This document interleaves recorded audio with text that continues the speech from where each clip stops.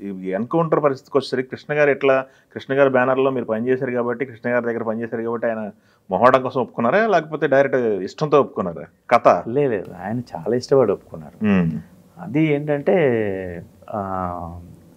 మాతో పెట్టుకోక చేస్తున్నప్పుడు బార్గాడ్స్ గోపాల్ రెడ్డి గారు బాగా లైక్ చేసి నేను డైరెక్టర్ని చేస్తాను అన్నాడు.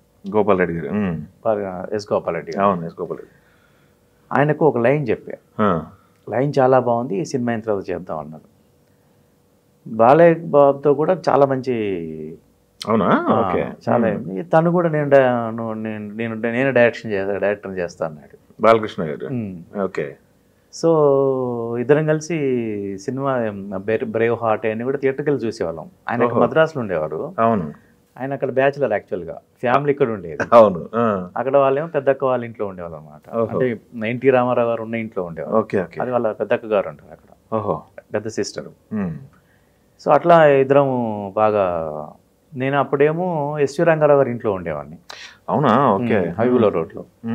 ఎస్వి రంగారావు గారి మేనల్లుడు అసిస్టెంట్ డైరెక్టర్గా పనిచేసాడు ఒక సినిమాకి. అట్లా మా ఇద్దరికి పరిచయం అయిపోయి పెద్ద ఇల్లు అది. అవును, ఎవరు ఉండేవాళ్ళు కాదు.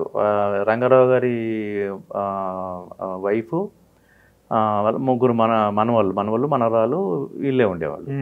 ఎందుకు బయట రూమ్లు ఎందుకు నీకు, ఎందుకంటే మేము హైదరాబాద్ షూటింగ్కి వస్తే 2 నెలలు 3 నెలలు ఇక్కడ ఉండేసరికి రూమ్ రెంట్ వేస్ట్ అయ్యేది. అవును, పై క్లీనింగ్ కూడా చేసేవాళ్ళు కదా ఎవరు. సో అట్లా ఎందుకు బయట రూమ్ ఎందుకు, ఒకసారి ఏం చేస్తే ఖాళీ చేసి వచ్చాం, ఇక్కడ 3 నెలలు షూటింగ్ ఉందని. మరి రిటర్న్ వెళ్దామంటే రూమ్ లేదు, మళ్ళీ వెళ్ళి రూమ్ ఎత్తుకోవాలనుకుంటే తను అంటే ఎందుకు ఇంటికి వచ్చేసి అన్నాడు. అట్లా మా ఫ్రెండ్ నేను కలిసి ఇంకా అక్కడే ఉండేవాళ్ళు అనమాట. రంగారావు గారి పెద్ద ఇల్లు అంటారు కదా. ఓ చాలా పెద్ద ఇల్లు, 4 ఎకరాలు 3 ఎకరాలు ఉంటుంది అన్న. 4 ఎకరాలు, చాలా పెద్ద ఇల్లు. నాన్నగారు కాదు, ఎకరా అరౌండ్ 2 acres ఉంటుంది. 2 acres, ఓకే. చాలా పెద్ద ఇల్లు. 2 acres చాలా పెద్ద. అసలు క్రికెట్ ఆడుకునే అంత ప్లేస్ ఉంటుంది.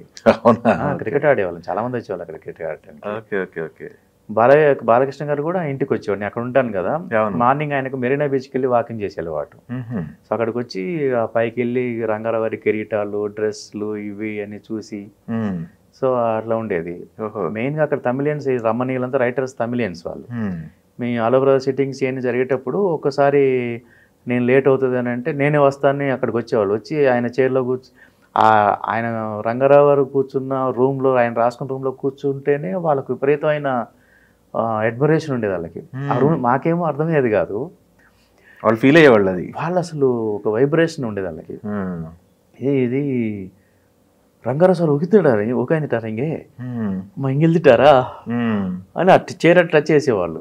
అంత అడ్మిరేషన్ ఉండేది వాళ్ళకి. ఎందుకంటే ఇక్కడ ఎన్ని సినిమాలు చేసినా అక్కడ కూడా అన్ని సినిమాలు చేసేది ఆయన. అవును.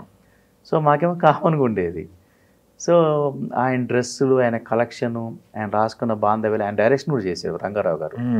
ఆ డైరెక్షన్ సినిమాలకు సంబంధించిన స్క్రిప్ట్లు అన్నీ కూడా చూస్తే మాకు కూడా వచ్చిన ఇన్స్పిరేషన్ లాగా ఉండేది. అట్లా సినిమా చేద్దాం అనుకున్నాం. ఆయన బాలయ్య బాబు ఓన్ బ్యానర్లో చేయాలని.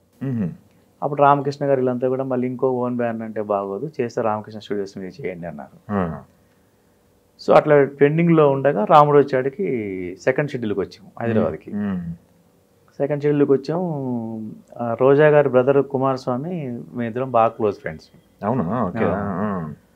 సో బాలయ్య బాబు కథ చెప్పిన విషయం తనకు తెలుసు. మేం చేస్తాము, మనం చేసుకున్నాము, నువ్వు చెప్పు మేము చేస్తామని అనేవాడు. సరే మాట్లాడతానులే అనేవాడిని. ఇక్కడికి వచ్చిన తర్వాత నేను మా ఊరు వెళ్ళా, షూటింగ్ గ్యాప్ ఉంది. రాముడు వచ్చి సెకండ్ షెడ్యూల్ అయిపోయింది, ఇంకొక 1 month గ్యాప్ ఉంది. సో అందరూ మద్రాసుకి వెళ్ళిపోయారు. నేను ఊరు వెళ్ళి వస్తాను సార్, పని ఏం లేదు కదా అంటే సరే అన్నాడు డైరెక్ట్గా. ఊరు వెళ్ళినప్పుడు అక్కడ మార్నింగ్ న్యూస్ పేపర్లో ఒక న్యూస్ చదివా అనమాట. ఇక్కడ భువనగిరి దగ్గర వలిగొండ అని ఒక ఊరు ఉంటుంది. 4 పిల్లల్ని అరౌండ్ 20 years ఏజ్ చెట్ల గాలి చంపారు, ఎన్కౌంటర్ చేశారు అనేది ఒక న్యూస్ చదివి, పేపర్ న్యూస్. కట్టేసి కాల్చి చంపారనేది నాకు చదవగానే ఒక రకమైన ఇది వచ్చేసింది. అసలు ఇంత చిన్నపిల్లలు వీళ్ళకి చంపటం ఏంటి అసలు అని టిఫిన్ తినేసి స్నానం చేసుకొని తిని బయలుదేరా. నేను మామూలుగా బయటకు వెళ్తే బస్ ఎక్కితే మిర్యాలగూడెము ఫ్రెండ్స్ దగ్గరికి వెళ్తాను అనుకుంటారు కాబట్టి వాళ్ళు డైరెక్ట్గా ఊరు వెళ్ళిపోయి ఆయన్ని తిరిగేసరికి ఎందుకో నాకు మైండ్ అంతా బాగా డిస్టర్బ్ అయ్యా. ఎందుకో డిస్టర్బ్ అయిపోయాను. సరే వచ్చాను. వచ్చి ఒక 3-4 డేస్ కంటే ఎక్కువ ఉండలేము. మామూలుగా ఊరు వెళ్తే దాదాపు షూటింగ్ గ్యాప్ కంటే ఇంక 3-4 రోజుల ముందు అనుకుంటే వెళ్ళేవాడిని. అట్లాంటివి ఉండబుద్ధి అవ్వలేదు. వెళ్ళిపోయాను ఇక. ఆ మైండ్లో అదే తిరుగుతూ ఉంది. వెళ్తున్నప్పుడు ఇక ట్రైన్లో ఫిక్స్ అయ్యా. చేస్తే ఇక నా సినిమా ఫస్ట్ సినిమా ఈ ఇష్యూ మీద చేయాలనేది. ఫస్ట్ సినిమా నేను నా గోల్ ఏంటి, నేను అనుకుంది ఏంటి, నేను అనుకున్న దాన్ని సినిమాలో చెప్పాలి. సో బాలయ్య బాబు చెప్పిన కథలో కూడా ఒక అంశం ఉంటుంది, కానీ ఇంత సీరియస్ ఇష్యూ కాదు, సోషల్ ఇష్యూ లాగా ఉంటుంది అది. అప్పుడు డిసైడ్ అయిపోయా, లేదు ఇంకా నా ఫస్ట్ సినిమా ఇదే అయితే నేను ఇక్కడ ఉన్నందుకు పర్పస్ సాల్వ్ అవుతుంది. లేకపోతే నేను ఎందుకు ఈ సినిమాల్లో ఉండటం, అసలు నేను ఎందుకు ఈ లైన్ ఎందుకు చూస్ చేసుకున్నాను అనిపించి ఇక ట్రైన్లోనే తిరిగింది. ఇక కంప్లీట్ మద్రాసు వెళ్ళిపోయాను. వెళ్ళిపోయి అసలు బయటకు వెళ్ళలేదు, పడుకొనే ఉన్నాను. నెక్స్ట్ డే మార్నింగ్ కుమార్ వీళ్ళు కారు పంపించారు. అంటే 3 లేలే మళ్ళీ వస్తాను, తనే వచ్చాడు. ఏమైంది, బాలయ్యతో మాట్లాడదాను. లేదు ఇప్పుడు నేను ఆ సినిమా చేసే మూడ్లో లేను. అదేంటన్నాడు. లేదు నేను ఒక కథ అనుకున్నాను, ఇట్లా ఒక ఇన్సిడెంట్ జరిగింది, ఆ కథ లైన్ ఫ్రేమ్ అయింది, ఇంకా చేస్తే ఫస్ట్ సినిమా అదే చేస్తా, కథ చెప్తావు అన్నాడు. చెప్పారు ఫస్ట్ నేరేషన్. రోజు వాళ్ళ బెదరికి చెప్పారు ఫస్ట్ నేరేషన్ అయితే ఆ కథ. అసలు పిచ్చెక్కిపోయింది ఆయనకి. ఇది మనమే చేద్దాం అని సులైమాన్ సార్ చెప్తావు ఆ కథ అన్నాడు. నేను డైరెక్షన్ చేయాలి కదా అన్న. డైరెక్షన్ నువ్వే, సెకండ్ ఒపీనియన్ అన్నట్టు ఏదో ఒకటి గైడెన్స్ కోసం చెప్తా అంటే చెప్తా అన్నాను. నెక్స్ట్ డే ఈవినింగ్ కారు పంపించారు. సులైమాన్ సార్ ఆఫీస్కి వెళ్ళా. ఆయన అప్పటికే పరిచయం నాకు. ఇంకా వాళ్ళిద్దరికి వెళ్ళేవాళ్ళు అప్పటికి. వెళ్ళిన తర్వాత అప్పటికి తమిళ్ రాయటం చదవటము, తమిళ్ లిటరేచర్ చదివేవాడిని. భారతీయ ఆర్యన్ లిటరేచర్ చదివేవాడిని. సో అంటే ఎల్డిటి లిటరేచర్ చదివేవాడిని. ఎల్డిటి లిటరేచర్ అంతా తమిళ్లో ఉంటుంది.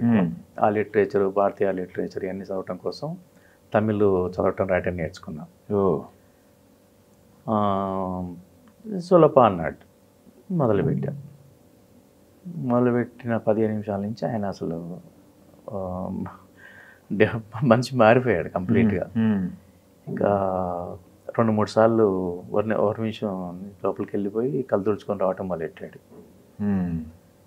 సో అయిపోయిన తర్వాత సూపర్ అది நம்ம பண்ணலாம், నా ప్రొడక్షన్ மட்டும்தான் பார்க்குறேன், మీ చెల్ల ఒక డెసిషన్ అనేసరికి థ్యాంక్ యూ సార్ అన్నాను. కుమారులంతా బాగా ఎక్సైట్మెంట్. సో సెలవమణి గారి బ్యానర్లో ఆయన producer and director.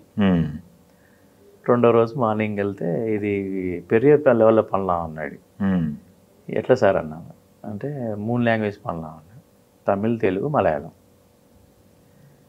Casting police officer Mammootty sir అని కేటాను నన్ను. ఇంకా పోయి కథలు అన్నాడు. ఆయన కథ వినిపించాం మమ్ముటి గారికి.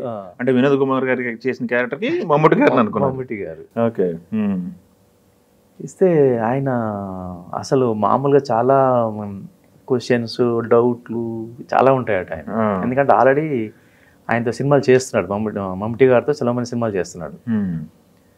ఆయన వినగానే సెలవుమణి గారితో ఫోన్ చేసి చాలా బాగుంది, నేను చేస్తాను, డేట్లు అవి చూసుకొని చెప్తానులే అన్నాడు. అంటే అంత అర్జెంట్ ఏం లేదు, నేను చెప్తానులే అని నేను అన్నాడు. అయిపోయింది. ఒక ఊపు స్టార్ట్ అయ్యింది. రాధిక గారు కావాలి, ఎట్టి పరిస్థితుల్లో క్యారెక్టర్కి రాధిక గారు కావాలి, మదర్ క్యారెక్టర్. ఇంకా వేరే ఎవరు నేను చూడట్లేదని రాధిక గారిని అడిగాం. ఆమె కథ అయింది. కథ విని ఆమె కూడా సెలవుమణి గారికి ఫోన్ చేసి అసలు ఇదేదో చాలా కొత్తగా ఉంది, అసలు నాకు అసలు ఈ బ్యాక్ డ్రాప్, ఇది ఆ తల్లి, అసలు రివరు, అసలు ఇవన్నీ అతనిలో ఒక భారతరాజ ఎమోషన్స్ అన్నీ కూడా క్యారీ అవుతున్నాయి అనిపిస్తుంది నాకు. నా ఫస్ట్ సినిమా కదినట్టుగా ఉంది నాకు అసలు అది అని ఆమె బాగా అప్రిసియేషన్ ఇచ్చింది. ఇంకొంచెం ఊపు వచ్చింది.